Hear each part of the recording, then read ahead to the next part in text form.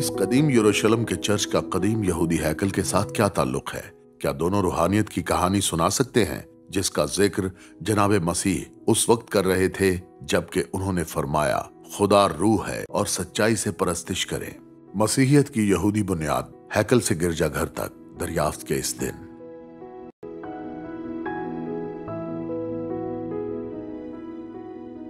बहुत से तरीकों से यरूशलेम हमारी मुश्तरका रूहानियत का आईनादार है। एक ऐसी रूहानियत जिसे लोगों के लिबास में, बहुत से गिरजाघरों में, मसाजिद में और इबादत गाहों में देखा जा सकता है। लेकिन इस मकाम का यहूदी और मुसलमान लोगों की मुतजाद उम्मीदों और ख्वाबों से कहीं ज्यादा ताल्लुक है। किताब मुक़द्दस में बयान करदा कहानियों के मुताबिक इसमें एक एहसास है कि इस इबादत गाह की रूहानियत जो कभी यहां कायम हुई आज भी हम सब की पहुंच में ही है। पीछे मुड़कर देखें, यरूशलेम की इबादत गाह यहूदियों की इबादत के मरकज से ज्यादा थी। ये अलामतों और लाजवाल उसूलों का घर था जो बिल आखिर एक यहूदी इबादत गाह से एक बैनुल अक़वामी चर्च में मुंतकिल हो गया। इन कदीम यहूदी बुनियादों को दरियाफ्त करने के लिए मैंने हाल ही में दो दोस्तों से मुलाकात की जो मुश्तरका तौर पर यहूदी विरसे में शरीक हैं और साथ ही साथ चर्च के बानी जनाब मसीह में ज़ाती अकीदा भी रखते हैं। मैनो कालिशर यरूशलेम में एक काहिन है और एवनर बॉस्की एक लाइसेंस याफ्ता इसराइली गाइड हैं, जबकि वो तारीख और किताब मुक़द्दस के तालिबे इल्म भी हैं। हम एक ऐसी जगह पर मिले जो उस मकाम के ऐन ऊपर थी जहाँ कभी ये हैकल कायम हुई। अगर हम अमेरिका में होते तो ये क्या होता? अगर हम फिलाडेल्फिया में होते तो ये आज़ादी की घंटी होती। जी ठीक है, तो ये एक कौमी अलामत भी है ना? जी अच्छा, इसके बारे में बताइए हमें। ये एक शमादान है या चरागा या इब्रानी में इसे मेनोरा भी कहते हैं। ये यहाँ यहूदी क्वार्टर्स में क्यों मौजूद है? जी ये हैकल में भी मौजूद था और हम सिर्फ एक पत्थर फेंकने की दूरी पर होते हैं, जैसे कि हम मशरक़ वस्ता में कहते हैं। और हैकल के पहाड़ से कुछ ही दूरी पर यह दिलकश मुजस्मा भी मौजूद था। इसे यहाँ उस वक्त लाया गया जब लोग वहाँ सीढ़ियों से उतरते थे। तेरपाई वादी के उस पार हैकल के पहाड़ की तरफ जाते हैं और इस पर सोने की परत है। ये ठोस सोना नहीं है, हालांकि असल इसी तरह का ही होता है। और जैसा कि आप देख सकते हैं कि इसमें 7 शाखें हैं और किताब मुक़द्दस में 7 का हिस्सा खुदा की तरफ इशारा करता है। ये किसी अलहामी चीज़ पर इशारा कर रहा है। इसे यहाँ एक मखसूस गिरोह ने रखा था जो इबादत गाह को दोबारा बनाना चाहते थे।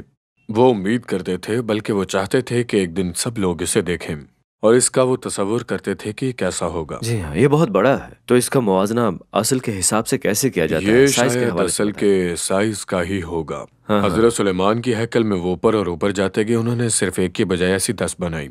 उन्हें ऐसा लगा कि ये सब करने की उन्हें आज़ादी है। यह हेरोदीस की हैकल की तरह होगा, जनाब मसीह के ज़माने की हैकल जैसा। ओके, क्या आप जानते हैं कि मुक़द्दसात से पहले रोशनी का यही वाहिद एक जरिया मौजूद था?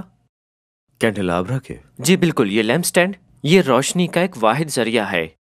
मुक़द्दसात से पहले इस इबादत गाह के इलाके में भी कुछ नहीं था? नहीं, और चूंकि इबादत गाह का हर एक हिस्सा इशारा करता था किसी तरफ, तो ये वाकई काबिल गौर बात है। इस मेनोरा की नकल का रकबा इसराइल की इबादत गाहों के पैमाने और खूबसूरती को जाहिर करता है। पहली सदी में एक दालान ने एक बैरूनी बरामदा तैयार किया जो हजारों लोगों के जमा होने के लिए काफी था। इबादत गुजार दरवाजों से होते हुए इबादत गाह के करीब जाते। ये तहारत का एक रास्ता था जिसमें कांसी की एक अजीम कुर्बान गाह पर जानवरों की कुर्बानी शामिल थी। किताब मुक़द्दस के मुताबिक इस इबादत गाह की खुसूसियात और फर्नीचर को खुदा की तरफ से हजरत मूसा के लिए एहतियात से तजवीज़ किया गया। पीतल के 2 बड़े दरवाजों से आगे बढ़ते हुए काहिन मुक़द्दस मकाम में दाखिल होंगे जहां मेनोरा ने अपनी रोशनी दी थी। इससे आगे मुक़द्दस जगह थी जहां खुदा की मौजूदगी अहद के संदूक के ऊपर रहती थी। लेकिन सन 70 बाद अज़ मसीह में रोमियों के हाथों इबादत गाह को मुकम्मल तौर पर तबाह कर दिया गया था। आज मुसलमानों का मज़ार, चट्टान का गुंबद और मस्जिद अक्सा ने इबादत गाह के कॉम्प्लेक्स के रकबे पर कब्जा कर रखा है। गोल्डन मेनोरा को छोड़ने के बाद हम कदीम शहर के उस पार यरूशलेम के कदीम तरीन प्रोटेस्टेंट चर्च तक तकरीबन 20 मिनट तक पैदल चले। हम उन लाजवाल उसूलों पर एक साथ बातचीत करने वाले थे जो हैकल से गिरजाघर में मुंतकिल हो गए थे।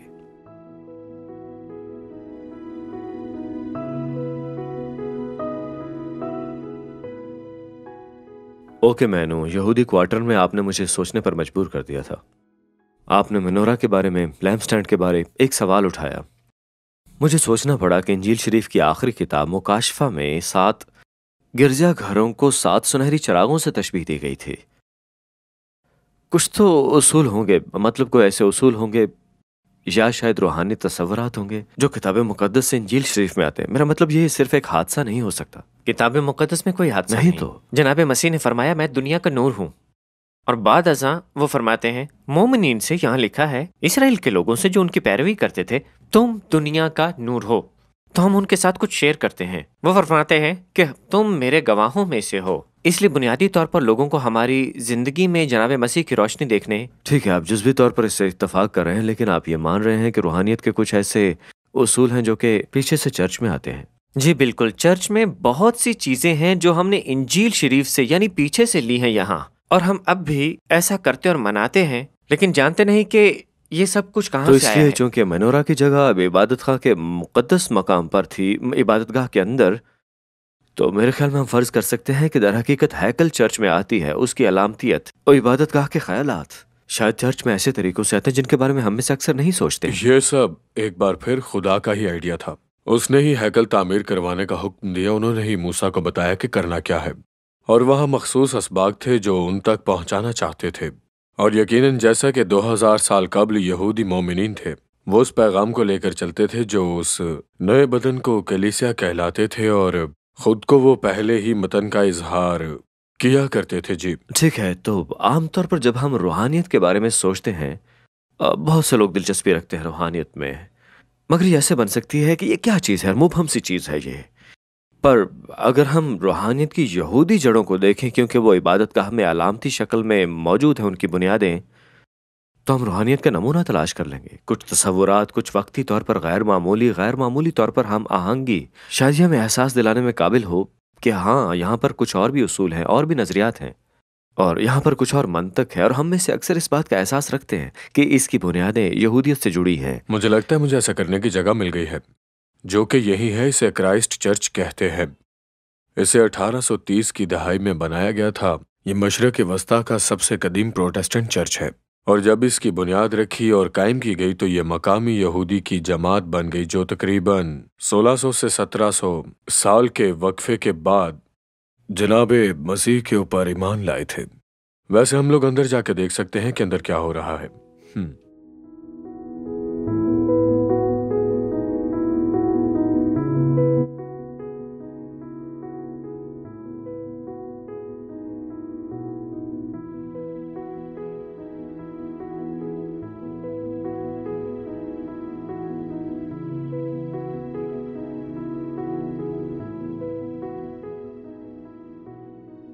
جی یہ غیر معمولی ہے، آپ کو یہ دنیا میں کہیں بھی نہیں ملے گا، کیونکہ یہ غیر معمولی چرچ ہے۔ یہ مقدس سرزمین میں برطانوی موجودگی کے ایک حصے کے طور پر 1830 میں بنایا گیا۔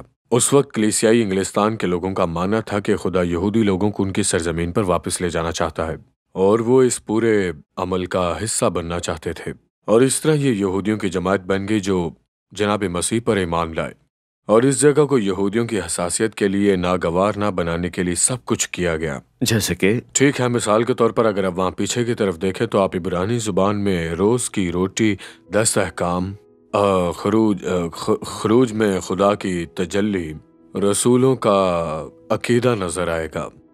یہ اس طرح ہوگا کہ میری یاد میں یہی کیا کرو۔ اجتماعی میز ہوگی، آپ کے پاس عبرانی میں مینیول ہے، یہودیوں کا بادشاہ جناب مسیح بطور حضرت داؤد کی لڑکی سے مسیحا یہاں پیش کیے گئے ہیں۔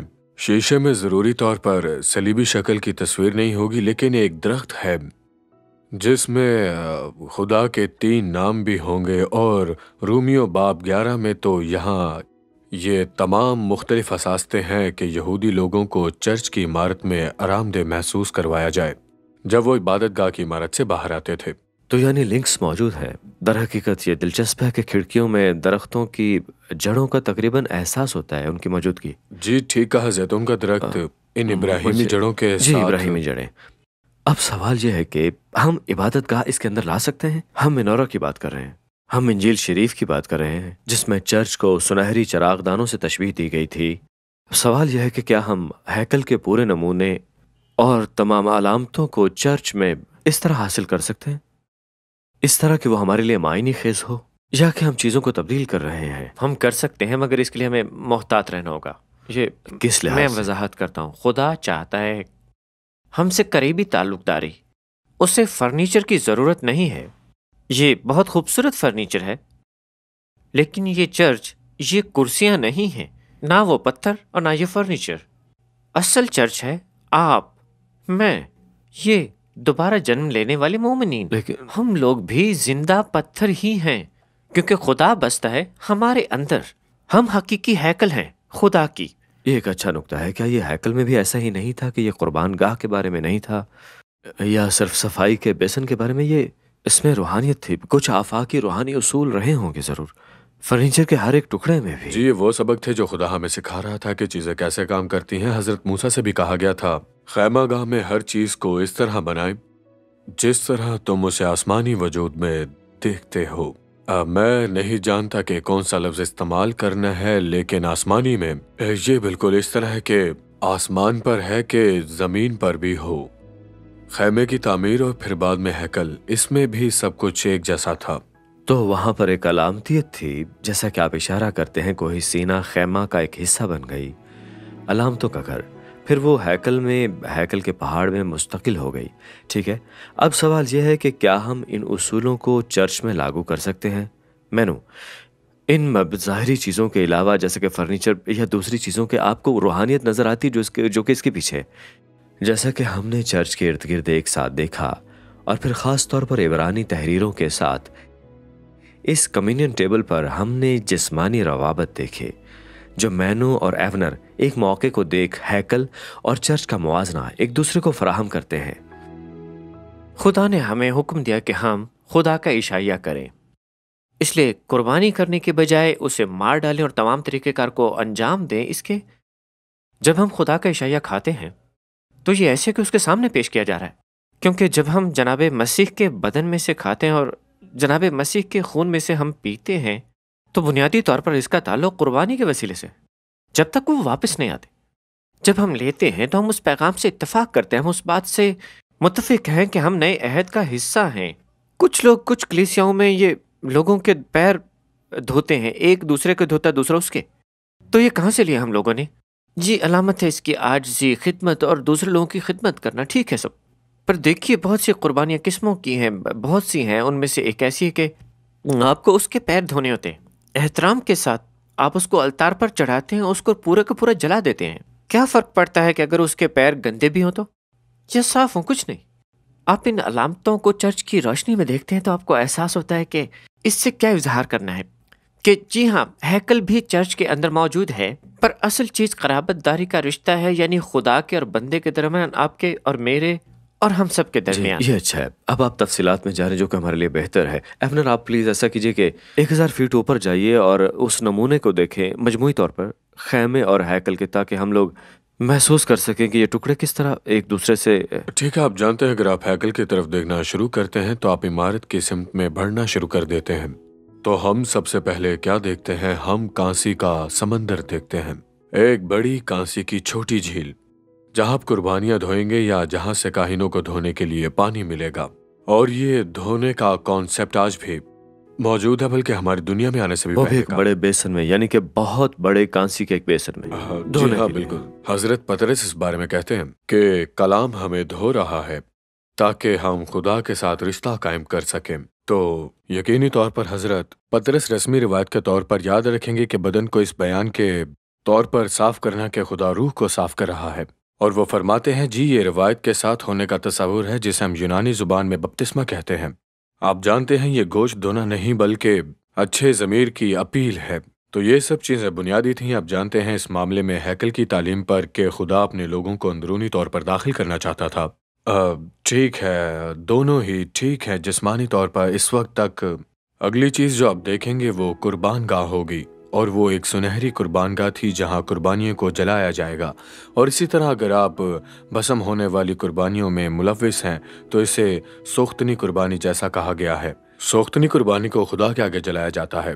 और आप जानते हैं रोमियो बाब 12 में حضرت پولس فرماتے ہیں کہ اپنے بدن کو اس طرح پیش کرو جیسے وہ کوئی زندہ قربانی ہو، اور اس لیے وہ قربان گاہ پر ہونے کے بارے میں بھی اسی اصول کی بات کر رہے ہیں، لیکن ایمان کے تصور کے لیے روزانہ کی بنیاد تو پر۔ یہاں احساس ہوتا ہے کہ ان دنوں سے جب نہ صرف حضرت موسیٰ تھے بلکہ بالکل آغاز سے ہی پریشان لوگ صرف قربانی کے علاوہ اور پاکیزگی کے علاوہ خدا کے پاس نہیں آ سکتے تھے، جو کہ آج یہ ہمارے لیے بھی سچ ہی معلوم ہوتا ہے۔ آمین۔ یہ سب خدا کی حکمت عملی ہے، یہ کھلے ہوئے پھول کا حصہ ہے، اور ہم لوگ اس خوبصورتی کو مکمل طور پر جناب مسیح یسوع میں دیکھتے ہیں، لیکن جناب مسیح خود اس تعلیم اور حکمت عملی کو کئی ہزاروں سالوں سے خود تیار کر رہے تھے۔ ایسا کرنا ایک مشکل بار ہوتا پھر ہے۔ جب ہم روحانیت کے بارے میں سوچتے ہیں تو اکثر اوقات ہم سوچتے ہیں کسی بے شکل چیز کی، لیکن جب آپ ذرا غور سے روحانیت کو دیکھتے ہیں تو جو کہ ہمارے یسوع مسیح کی ہے تو اس کی جڑیں یہودی صحیفوں میں ہیں، یعنی کہ ہیکل میں موجود ہیں۔ تو آپ دیکھتے ہیں کہ ایک پیٹرن ہے، ہر چیز کے کچھ معنی ہے، کچھ اصول و ضوابط ہیں جن کے ذریعے ہم خدا کے پاس آتے ہیں۔ جی ہاں، لیکن یہ ہیکل کے وقت میں بھی موجود تھا، کیونکہ جب لوگ قربانیاں لے کر پہنچا کرتے تھے، پر اگر وہ اپنا دل ساتھ نہیں لاتے تھے پوری طرح، تو خدا کیا کہتا ہے؟ اسے واپس لے جاؤ، نہیں چاہیے، میرے ہیکل کو ناپاک مت کرو۔ تو خدا ہمیشہ فرماتا ہے، تمہیں کیا لگتا ہے کہ مجھے تمہارا یہ گوشت چاہیے؟ مجھے یہ نہیں چاہیے۔ جاؤ اور غریبوں کا خیال رکھو، جاؤ اور بیواؤں کی مدد کرو، جاؤ غیر ملکی کارکنان کی مدد کرو، ان کا خیال کرو، ان سے محبت کرو، ان کو اوپر اٹھاؤ۔ ہمیشہ سے یہی سب سے بڑے ایشوز رہیں، باقی سب تعلیمات کے مختلف انداز ہیں، اسے نظر انداز نہیں کر سکتے ہم لوگ، کیونکہ اگر آپ اس کی عزت نہیں کر سکتے تو ایسا مت کیجیے۔ ٹھیک ہے، تو آپ ابھی ہیکل میں چلتے ہیں اور آپ کو بے خمیری روٹی کا میز نظر آتا ہے، جسے عبرانی میں لیکم ہاپانیم کہتے ہیں، خدا کی موجودگی کے عکس جی کی تو ہم روٹی۔ مقدس جگہ پر موجود ہیں اب، یعنی ہم مقدس مقام پر پہنچ گئے ہیں۔ مقدسات مقدس مگر نہیں مقدس ہیں، مقام اس سے پہلے ایک اینٹی چیمبر کی قسم، اور آپ کے پاس ایک روٹی ہے جو دوبارہ خدا کی فراہمی کے بارے میں بات کرتی ہے۔ ہماری روز کی روٹی آج ہمیں دے۔ پھر آپ بخور کی قربان گاہ کی طرف چلے جاتے ہیں، اور پھر اس بخور کی قربان گاہ میں کوئلے ہوتے ہیں، اور آپ لوبان ڈالتے ہیں اور یہ خدا کے سامنے آتا ہے، اور آپ اسے مقدسات کے مقدس کے سامنے لاتے ہیں۔ عبرانی اصطلاح ریاک نکوچ ہے یا خوشکن ہے، مہک یا خوشبو، اور پھر یہ علامت تو مکاشفہ کی کتاب میں بھی ہے اور مقدسوں کی دعاؤں میں، اور اس طرح یہ تمام چیزیں روحانی زندگی سے جڑی یہ ہوئی نئے عہد ہیں۔ میں جناب مسیح جی کے ساتھ بالکل۔ ہمارے تعلقات میں چلتا ہے۔ ٹھیک ہے، لیمپ سٹینڈ کے بارے میں کیا؟ دراصل جی آمین ہوں۔ اگر آپ چاہتے ہیں کہ آپ خدا کے پاس آئیں تو راستہ جناب مسیح کے ذریعے ہوگا، اور کوئی راستہ نہیں ہوگا۔ جناب مسیح ہی راستہ ہے، کیونکہ وہی سچائی ہے۔ جناب مسیح نور ہے، وہی دنیا ہے، وہ سب کچھ ہے، وہی قانون کی حکمرانی ہے۔ اگر آپ باپ کے ساتھ رفاقت میں آنا چاہتے ہیں تو اسے بیٹے کے ذریعے سے ہونا چاہیے۔ تو نظریہ یہ ہے کہ جناب مسیح ہی باپ سے تعلق رکھنے کے لیے نور ہیں۔ وہ ہر روز شمع دان میں تیل ڈالتے ہیں۔ تو یہاں ہم روح القدس کو دیکھتے ہیں، یہاں ہم بیٹے کو دیکھتے ہیں۔ یہ خوبصورت ہے، وہ دونوں ایک ساتھ چل رہے ہیں۔ کیا کرنے کے لیے؟ ہم دونوں کو، ہم سب کو خدا باپ کے ساتھ رشتے میں لانے کے لیے۔ دیکھا جائے یہ سب سے بڑی برکت ہے ہم سب ٹھیک کے ہے، لیے۔ تو جب جناب مسیح نے دنیا کا نور ہونے کا دعویٰ کیا، جیسا کہ انہوں نے زندگی کی روٹی ہونے کا کیا، ٹھیک ہو گیا۔ ایک بار پھر یہ کچھ اصول ہیں، ایسے اصول جو کہ اور فرنیچر کی کچھ علامتیں ہیں جو کہ جناب مسیح کے کردار میں موجود ہیں اور پائی جاتی ہیں۔ جی بالکل، آپ سمجھ نے رہے ہیں؟ بجا فرمایا۔ بہت آسان بھی ہو سکتا ہے، کیا وہ مکمل طور پر بات کر سکتے ہیں؟ کسانوں کے کھانے پینے کی سطح بقا کی بنیاد پر ہے، لیکن مجھے یقین ہے کہ وہ اس سے آگے بھی بات کر رہے تھے کہ ہم خدا کی حضوری میں جاتے ہوئے کیا کرنا پڑے گا، پردے کے پیچھے جانے کے لیے کیا کرنا پڑے گا، جیسا کہ عبرانیوں کی کتاب میں کہا گیا ہے کہ ہیکل سے خدا کی موجودگی میں ایک اور مثال ہے، اور یہ وہ جگہ ہے جہاں سردار کاہن سال میں صرف ایک بار کفارے کے دن اس مے کو لے لے گا، جس میں پوری قوم کے گناہوں کا بوجھ ہوگا، اور پھر اس مے کو اکٹھا کیا جاتا ہے اور اس کو پردے کے پیچھے لے جایا جاتا ہے مقدسات کے مقدس میں، اور وہاں کروبی کے پروں کے درمیان عہد کے صندوق کے اوپر رحمت کی نشست پر چھڑکا جاتا ہے۔ جی میں اس کی وضاحت ضرور سننا چاہوں گا، مزید بتائیے مجھے۔ ٹھیک ہے، اس بارے میں ایک مشہور فلم تھی، لیکن عہد کے صندوق کے کتاب مقدس کے پہلو کا اس حقیقت کے ساتھ تعلق ہے کہ آپ کو یہ عہد ملا ہے جو کہ خدا نے تخلیق کیا، ایک وعدہ نجات کی ایک حکمت عملی کا، اور اس خوبصورت گولڈن باکس میں 3 چیزیں موجود تھیں۔ خدا نے حضرت موسیٰ کے ذریعے اسرائیل کو قیادت دی جسے رد کر دیا گیا، اس نے مذہبی قیادت دی جیسا کہ آپ جانتے ہیں کہ 10 احکام کے ساتھ، اور اس نے حضرت ہارون اور عصا کے ذریعے مذہبی رہنمائی دی جسے بھی رد کر دیا گیا، اور پھر اس نے روزانہ کی بنیاد پر منع کے ذریعے رزق دیا جسے مسترد کر دیا گیا۔ اس نے کہا یا اسرائیل کے تمام گناہ ہیں، میں انہیں دیکھتا ہوں، وہ ہمیشہ مجھ سے پہلے ہوتے ہیں، لیکن میں نے ان پر خون چھڑک دیا ہے اور میرے لیے وہ مکمل طور پر چھپے ہوئے ہیں، جو کہ فضل کی ایک ناقابل یقین تصویر ہے۔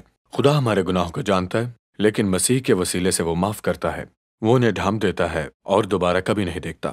قانون نے ہمیں جناب مسیح کے لیے تیار کیا، قانون نے علامتوں کے ذریعے ہمیں جناب مسیح کے بارے میں سکھایا، ہمیں خدا کے بارے میں تعلیم دینے کے لیے تیار کرنے کے ذریعے سے قانون نے ہمیں دوسری قوموں سے الگ رکھا ہے۔ اس لیے یہ جب جناب مسیح واپس آئیں گے تو ہم انہیں فوراً پہچان جائیں گے، پر جب وہ آئیں گے تو وہی اختیار ہوں گے، وہی ہوں گے جنہیں ہم سنیں گے۔ تو قانون ایک لحاظ سے بچے کا خیال رکھنے والے کی طرح سے ہے۔ قانون کا اصل مقصد یہ تھا، جب آپ نے جناب مسیح کو قبول کیا تو بنیادی طور پر آپ نے قانون کو سن لیا، میں نے پوری پیروی کی جو کچھ انہوں نے کہا، اور میں نے اس کو پہچان لیا جو اس کو پورا کرنے کے لیے آیا۔ اور جب آپ قانون کی بات کرتے ہیں تو کیا اس میں ہیکل بھی شامل ہے؟ ہیکل کا نمونہ؟ جی بالکل، حضرت موسیٰ کے قانون کے 50% سے زیادہ احکامات ہیکل سے ہی متعلق ہیں۔ تو ایک معنی میں مینو آپ یہ کہہ رہے ہیں کہ جناب مسیح سچائی کا دعویٰ کرتے ہیں، تو وہ کہتے ہیں میں حضرت داؤد کا بیٹا ہوں اور میں اسرائیل کا بادشاہ ہوں۔ اگر کوئی یہودی شخص یا کوئی اور یہ کہتا ہے کہ میں اسے قبول نہیں کرتا، وہ ایک لحاظ سے کہہ رہے ہیں کہ ہم آپ کی بادشاہی میں رہنا نہیں چاہتے۔ جی، اور میں اس پر بھی یقین نہیں کرتا جو حضرت موسیٰ نے کہا۔ ٹھیک ہے، اگر حضرت موسیٰ نے جناب مسیح کے بارے میں پیشن گوئی کی جیسا کہ جناب مسیح نے فرمایا تو آپ بالکل سچ کہہ رہے ہیں۔ یہ درست ہے، آپ نے دیکھا 2 یہودی ایک بات پر متفق ہو گئے، یہ کامیابی ہے ہماری، خاص طور پر جب جناب مسیح درمیان ہے۔ جی میں نے تو در حقیقت روحانیت جو ہم جناب مسیح میں پاتے ہیں اس کی جڑیں اصل میں ہمیں پیوست نظر آتی ہیں، ایک نمونے میں، ایک قربانی میں، صفائی کے ایک بیسن میں۔ وہ ہمارا نور ہے، وہ ہماری روٹی ہیں، ہمارا رزق ہے، اور ہمارے اعلیٰ کاہن بھی ہیں، اور وہ ہماری قربانی بھی ہیں کہ ان کے خون ہی کے وسیلے ہم خدا کی موجودگی میں داخل یہ ہوتے ہیں۔ تمام چیزیں نئے عہد نامے میں رسولی روحانیت کی بہت بڑی بنیادیں ہیں، اور جس میں ہمارے لیے بھی زبردست عملی اوور ٹونز ہیں، ٹھیک ہے، ایسے ہی ہے نا؟ روزانہ کی بنیاد پر۔ جب آپ روحانیت کا لفظ استعمال کرتے ہیں تو لوگ سوچتے ہیں یہ کوئی نستعلیق چیز ہے، نہیں، یہ ناقابل فہم چیز نہیں ہے۔ روح کا پھل کیا ہے؟ یہ تمام جناب مسیح کی خصوصیات ہے اور کچھ نہیں۔ یہ کوئی خلاصہ نہیں جس کے بارے میں ہم صرف بات کرتے ہیں، بلکہ یہ ہماری روزمرہ کی ایک مسیحی زندگی ہے۔ روزانہ کی بنیاد پر اپنے بدن کو زندہ قربانی کے طور پر پیش کرنا۔ آمین۔ اور ان کے روح القدس اور حضوری سے دھویا جانا اور پاک ہونا، وہ ہمارا نور ہے، وہ ہماری روٹی ہے۔ جی بلا شبہ یہ وہی ہے۔ جی ہاں، یہ سب وہی ہے۔ آمین۔ دوستو آپ کی وضاحت کا شکریہ، یہ اچھی چیز تھی کہ ہیکل واقعی چرچ میں آ گئی ہے۔ جب آپ 1500 سالوں کے بارے میں سوچتے ہیں کہ خدا نے ہیکل کے اس نمونے کو کیسے قائم کیا ہے، اور قربانیاں جو کہ اسرائیل کے گہرائی تک جڑیں جمانے کی کوشش کرے گی، اور اس کے بعد معاہدے کی تجدید کے لیے ایک تیاری، ہر طرح کی تیاریوں کے ذریعے، بعض اوقات اس کی موجودگی سے پہلے آنے کے لیے کہ کوئی بھی شخص مسیحا کے خون کے ذریعے اس کی موجودگی سے پہلے آ سکتا ہے، اور اس کے آنے کا گمان ہم نہیں لگا سکتے ہیں، وہ کبھی بھی آ سکتا ہے، اور ہمیں اس پر یقین ہے۔ وہ عبرانیوں کی کتاب میں کہتا ہے کہ وہ ہمیں سنتا ہے۔ یہ ایک حیرت انگیز بات ہے، یہ ان لوگوں کو دیا گیا ایک ناقابل یقین اعزاز کی طرح تھا جنہوں نے واقعی جناب مسیح کی تعلیم سنی تھی، اور جنہوں نے 2000 سال قبل ان کے ساتھ رشتہ قائم کیا۔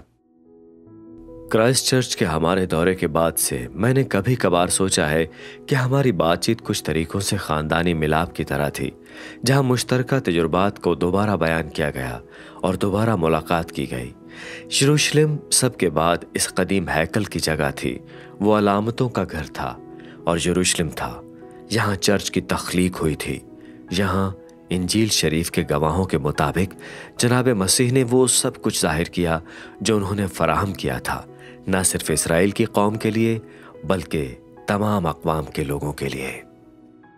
تم بھی زندہ پتھروں کی طرح روحانی گھر بنتے جاتے ہو، تاکہ کاہنوں کا مقدس فرقہ بن کر ایسی روحانی قربانیاں چڑھاؤ جو یسوع المسیح کے وسیلہ سے خدا کے نزدیک مقبول ہوتی ہیں۔ حضرت پطرس رسول کا پہلا خط، 2 باب، 5ویں آیت۔